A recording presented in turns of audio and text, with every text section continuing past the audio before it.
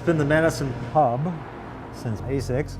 At the most popular bar on Seattle's Capitol Hill, Roland Heyer has survived both recessions and developments since Ronald Reagan was president. This is where, the heart of the community is. And yet Roland knows loyalty and Father Time can't survive the worst that Mother Nature has to offer. It's the brick buildings that are around us falling down that I'd be worried about. We've done a formal analysis of all the different threats and hazards that could face our community, and earthquakes, after all that study, tops the list. Barb Graff runs the City of Seattle's emergency management efforts. She was training with firefighters in 2001 when the last earthquake hit the state of Washington.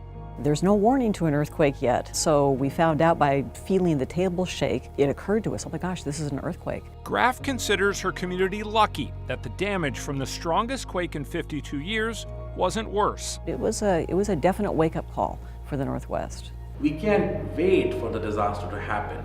We need to act now. Ahmad Wani runs One Concern. It's a benevolent artificial intelligence company with a mission to save lives and livelihoods before, during, and after disasters. The models that we've used in the past tend to be pretty generic, like a big blob drawn on a map that says, you'll have damage here. But the kind of information we're getting with One Concern takes us down to the block level. In the Seattle case, we're not telling them that you might lose power for 2 days. We are telling them that you will die.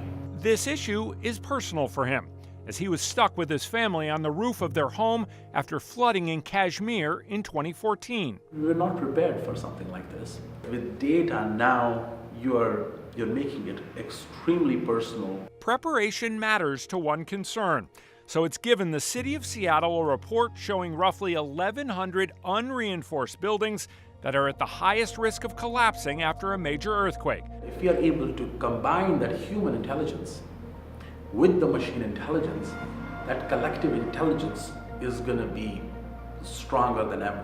One Concern helps us remember and focus on the fact it's not just an unsafe building.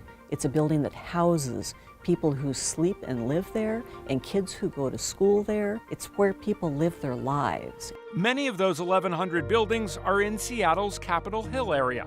2 of them surround the Madison Pub and Roland Heyer. It's all brick, and then the apartments on the other side of us here are all brick. So the older buildings are going to wind up having people of lower income, communities of color, women and minority-owned businesses, and other things like that. We're putting some of our most vulnerable population in the oldest and unsafest buildings. Barb Graff is now using this data to talk with city and state leaders about ways to protect her community. Earthquakes have long-lasting, devastating impacts. So the better we can plan beforehand, the more we can give people peace of mind that we're going to be able to restore, repair, and rebuild faster.